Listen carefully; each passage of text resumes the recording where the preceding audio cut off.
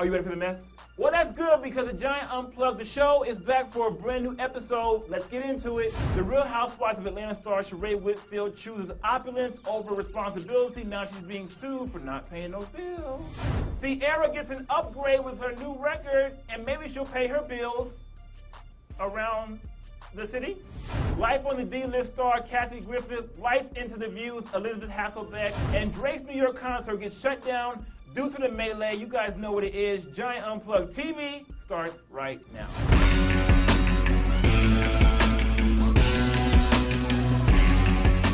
What's up, everybody? Y'all know what it is. Giant is back with yet another episode of Giant Unplugged, the show, right here on Comcast On Demand, Get Local. Now, since we're local right here in Atlanta, I find it only appropriate that we kick off the show with what's happening right here in our own backyard. Local love! It was way too much going on at Turner Field last week because not only did the Atlanta Braves lose 4-10 to the Tampa Bay Rays after a long rain delay, but someone decided to give Antoine Big Boy Patton the mic and allowed him to sing. Yes, sing the baseball's unofficial anthem, Take Me Out to the Ball Game. My girl ATL Ian from straightfromtheA.com found some hilarious video of one of my most favorite rappers. You gotta check this video out. Wow. You gotta love the beer that they serve at the Braves game. Check it out. The ball game, take me out to the crowd. Buy me some peanuts and Cracker Jacks. I don't care if they never come back 'cause it's root for the Bravos. If they don't win, it's a shame. 'Cause it's 1, 2, 3 strikes, you're out in the old ball game. You gotta love Big Boy for having such a great sense of humor. And don't forget his new album drops in stores July 6th. Sir Lucius Left Foot, the son of Chico Dusty. I know I'm getting my copy. How about you? The Real Housewives of Atlanta star Sheree Whitfield seems to be in a bit of financial turmoil these days because according to published reports, the "Who's Gonna Check Me, Boo?" Was that good? Was that good? No? Star is allegedly having serious financial troubles and is being sued by not one but 2 law firms that represented Sheree in her bitter divorce from former NFL player Bob Whitfield. The total debt alleged exceeds over $180,000 in legal fees because Sheree hired Levine and Smith in 2006 to represent her in her divorce from Bob. 3 years later, in early 2009, Steve Montallo, excuse me if I said your name wrong, and Levine and Smith sued Sheree saying she owed him more than $87,000 in unpaid fees related to her divorce. Now, that situation has not yet been resolved and based on recent court filings. Or I guess based on recent court filings. You guys know this, it's Sheree Whitfield. Do we really care? Last week on June 10th, the firm filed a civil lawsuit in Fulton County Superior Court for $96,000 and $190,000 in fees related to her divorce. Interest, the lawsuit said, amounted to over $18,709 of that total. Now, the lawsuit came after Bob Whitfield sold the property in Atlanta last October, and he wrote in court documents that he needed to sell the property to finish paying off his original $775,000 divorce settlement agreement with Whitfield. Now, hold on. She only got $775,000? That's not balling. That's not balling. Now, the Atlanta Journal-Constitution reached out to Sheree for a comment via email, and this was her response. With all that's going on in this world, what a shame that you feel this is newsworthy. Again, in all capitals, how dare you, Sheree? Darling, these are the same disputes you spoke of last year. Again with the cap, Sheree, not cool. Sheree still did not answer the question, though. I'm gonna need you to stop avoiding the obvious. I mean, to me, we've already seen you driving around this beautiful city of Atlanta in your brand new Aston Martin. So if you can clearly pony up enough money for such a high-end automobile, then you can clearly pay your legal fees. I'm just saying, I'm just saying, Sheree. Grand Hustle General T.I.'s new album cover for his highly anticipated album, King Uncaged, which dropped sometime in August, has finally hit the web. Now, call me an asshole, but I don't get it. It's just so plain, so simple, so boring. Tim spoke to Respect magazine recently about why he chose to go with this visual route, and here's his quote. I'm known as the king, although it's been disputed by some, concurred by most. There ain't no disputing that lion. That is what it is. So I went and told them, get me as close as you can to a lion, he told Respect for their latest issue.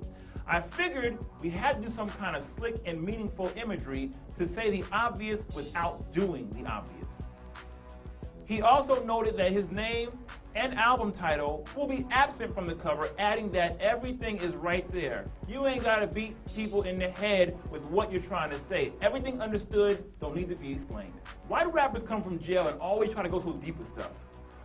I'll just give me a freaking music hit title. Great news is on the horizon because current It Boy of music, Trey Songz, and budding R&B legend Monica Arnold are about to hit the road. The Pain, Passion, and Pleasure Tour will kick off on August 6th in Louisiana and will continue through mid-September just in time for Trey's new album. The tour will commence on August 6th in New Orleans and wrap up at New York City's Beacon Theater on September 17th. And here's what the R. Kelly carbon copy had to say about hitting the road. This summer, I would like to celebrate my success with all of my fans, especially the fan club Trey's Angels. The Passion, Pain, and Pleasure Tour is not just another show. It will be an up-and-close and personal experience for everyone. Come see me perform your favorite songs live and hear new music from my upcoming album. Now, I'm going to be here with the help of my female R&B vocalist up to date, my sister Monica. We promise you a night to remember. Now, I just butchered that quote completely up, but you guys get what he's saying. Academy Award nominee Queen Latifah is inching closer and closer to finally coming out of the closet. And that was proven by her semi-candid interview with Upscale magazine. Now, in a brazen interview that's getting a lot of attention from the bloggers and the media, Dana Owens finally opens up a little bit about Hollywood's worst-kept secret. She spoke with Upscale magazine, and here's a quote: "You've been asked so much about your sexuality. Wouldn't it be easier at this point to just come out once and be done with it?" And Queen's quote is, "I don't have to explain anything. I don't have to confirm anything. Look, I need my life, my time. I just need my life." Well, Queen, stop there. You've already come out of the closet, so I don't understand. You just said it. So Queen's gay! We already knew that, though. It's like Ricky Martin might go in the closet. Now, while I can understand Cleo's reasonings for wanting to keep her life somewhat private, when a media person asks you a direct question and you don't give a direct answer, then you might as well just come out of the closet. Set it up on the left, y'all, set it up on the right. I'm just saying, watch the movie, you'll get it. Drake's new album, Thank Me Later, has been released and is allegedly racking up sales at lightning speed, allegedly. And while I'm personally not a fan, it would be haterific of me to ignore the fact that over 25,000 fans showed up for a Drake-free concert in New York City recently, which resulted in the NYPD shutting it down. The sudden announcement angered fans who I'm told came as far as London so much that Drake was forced to immediately put out a statement about the uncontrollable situation. And of course, you guys know I have it. I am humbled by the crowd that showed up in support of my performance and the release of Thank Me Later. Drake told allhiphop.com in an exclusive interview, "I love performing for my fans, but unfortunately the show was canceled by the NYPD due to overcrowding, leaving me without the chance to give my fans a real show." Hey, I get it. I'm just too old to get with Nightlight. I still stand by my choice, especially after seeing such homoerotic moments like these coming from the great hip-hop hopeful. Oh, because it's just, ooh, Lil Wayne, he's just too good. It's just, ooh, Lil Wayne, he's just too good. Epic fail, Drake. Shout out to you, Sierra. Though she's currently in the fight of her life with her struggling music career and is widely known to have gone Hollywood, Sierra may have pulled the ultimate move that may have saved this entire upcoming project, or at the very least propelled this new single, Ride, up to the charts. While Andre 3000 wasn't cleared to be on Big Boy's new album, it seems Jive had no problem letting the ambiguous MC hop on CeCe's Ride remix with B Major. Have a listen, guys. You know I have it for you. I can do big, I can do it long, I can do it whenever or however you want. Now, call me crazy, but the hip-hop upgrade definitely helped out a lot. I can now put the former princess of crunk and R&B into my iPod. Congrats, Sierra! You've been approved! Now pay your bills! You know who's filming the show. If you missed the explosive daytime television showdown between Life on the D-List star Kathy Griffin and conservative idiot from the ABC's The View, Elizabeth Hasselbeck, then you're lucky because I got you! Griffin wasted no time in lighting into Hasselbeck once her visit to the show started to turn ugly. The tension between the two was obvious from the get-go because Kathy greeted all the other couch sitters with hugs and kisses and only offered Hasselbeck a simple handshake. For the remainder of the segment, Kathy moved from talking about her show to poking fun at right-wingers Bill O'Reilly and Sarah Palin. Hasselbeck sat stone-faced and silent as the other hosts engaged the comedian. Watch this hilarious clip.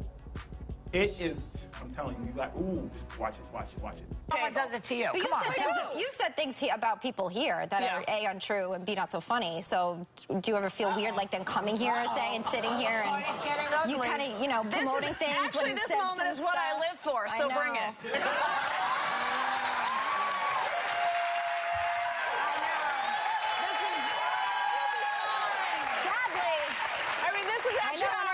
In my head, whether feeding your curious fire there. No, this is how I write my act. It's cool. We're cool. I'm cool if you're cool. I think it's all for a joke. So cool. It's all cool. When will people learn that you cannot win with those that don't give a fuck? Like me. Well, that's it for this week's Giant Unplugged, the show. Be sure to check out Comcast On Demand. Get local for more great episodes from me. And don't forget, you can always get your celebrity scoop, minus the bullshit, on GiantUnplugged.com, GiantOnBET.com, and of course, Beehive FM. Be sure to follow me on Twitter at Giant Unplugged for hilarious updates daily. This is Giant, and I'm out.